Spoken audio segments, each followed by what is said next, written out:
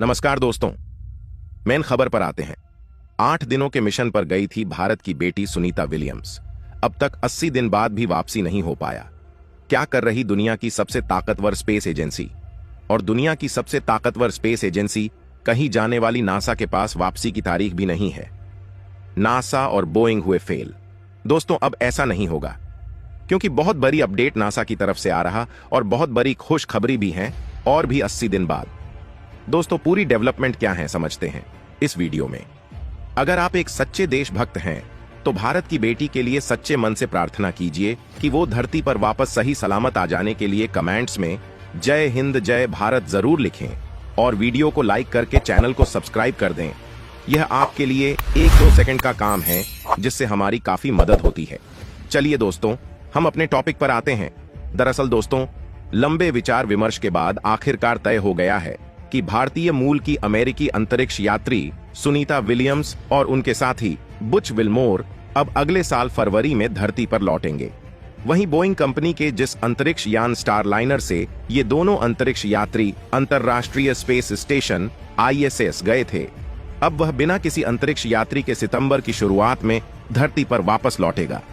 NASA ने बताया है कि सुनीता विलियम्स और बुच विल्मोर अब अगले साल फरवरी में एलन मस्क की कंपनी स्पेसएक्स के अंतरिक्ष यान ड्रैगन स्पेसक्राफ्ट से धरती पर लौटेंगे। नासा के एडमिनिस्ट्रेटर बिल नेल्सन ने बताया कि यह फैसला दोनों अंतरिक्ष यात्रियों की सुरक्षा को ध्यान में रखते हुए लिया गया है।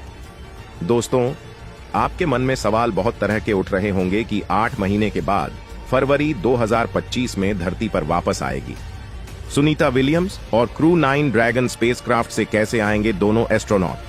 चलिए दोस्तों, एक एक करके पूरी तह तक जानकारी देंगे। दोस्तों, वीडियो के अंत तक बने रहे।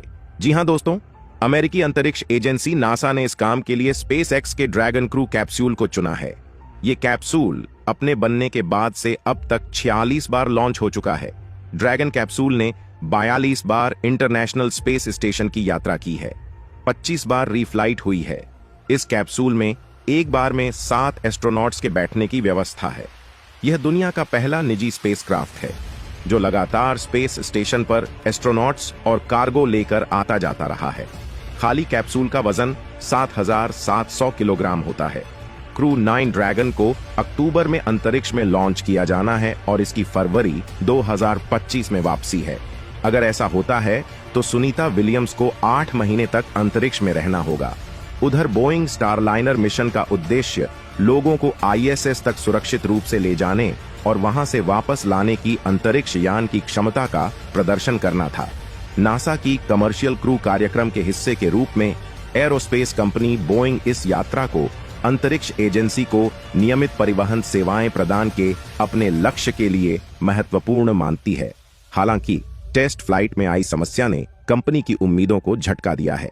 कभी अमेरिकी इंजीनियरिंग और तकनीकी कौशल का प्रतीक रहे बोइंग ने 2018 और 2019 में 737 मैक्स विमानों के दुर्घटनाग्रस्त होने के बाद अपनी प्रतिष्ठा को नुकसान पहुंचते देखा है, जिसमें 346 लोग मारे गए थे। नासा ने कल घोषणा कि वह 2 फंसे हुए अंतरिक्ष यात्रियों को वापस धरती पर लाने के लिए संकटग्रस्त बोइंग कैप्सूल का उपयोग नहीं करेगा। यह संघर्षरत कंपनी के लिए एक और झटका है। यह कंपनी के लिए आर्थिक से अधिक प्रतिष्ठा को सबसे बड़ा नुकसान है। आपको बता दें कि 2 महीनों से ज्यादा सुनीता विलियम्स अपने एक और साथी के साथ अंतरिक्ष में फंसी हुई हैं।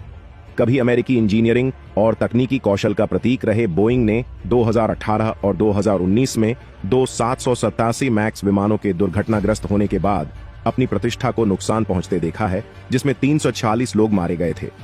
इस जनवरी में एक उड़ान के दौरान मैक्स का पैनल फटने के बाद इसके उत्पादों की सुरक्षा नए सिरे से जांच के दायरे में आ गई और अब नासा ने फैसला किया है कि अंतरिक्ष यात्रियों को फरवरी तक अंतरिक्ष में रखना ज्यादा सुरक्षित है, बजाय इसके कि बोइंग स्टारलाइनर कैप्सूल का उपयोग करने का जोखिम उठाया जाए।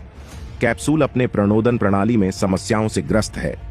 एरोस्पेस विश्लेषक रिचर्ड अबोलाफिया ने कहा, यह सब बोइंग के लिए एक और अपशकुन है। यह थोड़े समय तक चुभने वाला है, लेकिन ऐसा कुछ भी नहीं है जो उसके साथ पहले न हुआ हो। बोइंग ने 2018 से 25 अरब अमेरिकी डॉलर से अधिक का नुकसान उठाया है, क्योंकि उन दुर्घटनाओं के बाद इसका विमान निर्माण व्यवसाय चरमरा गया। कुछ समय के लिए कंपनी के रक्षा और अंतरिक्ष पक्ष ने 2021 तक मजबूत मुनाफा और स्थिर राजस्व पोस्ट करते हुए आंशिक रूप से सुरक्षा प्रदान की।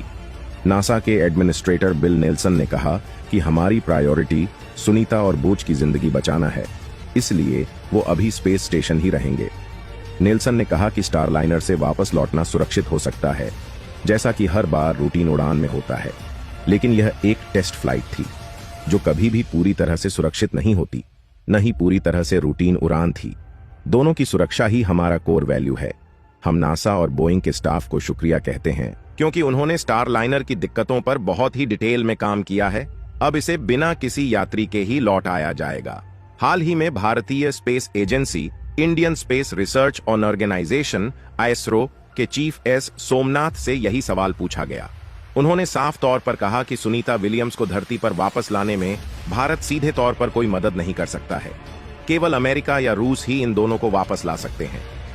दोस्तों, इसके बारे में आपका क्या राय है, कमेंट बॉक्स में जरूर बताइएगा। और दोस्तों, मेरे वीडियो को देखते हैं लेकिन सब्सक्राइब नहीं करते हैं, प्लीज मेरे चैनल को सब्सक्राइब कर दें और बेल आइकन को ऑल पर सिलेक्ट करना बिल्कुल ना भूलें। मिलते हैं किसी और नॉलेजेबल वीडियो के साथ। वीडियो को अंत तक देखने के लिए बहुत बहुत धन्यवाद। जय श्री खाटू श्याम जी।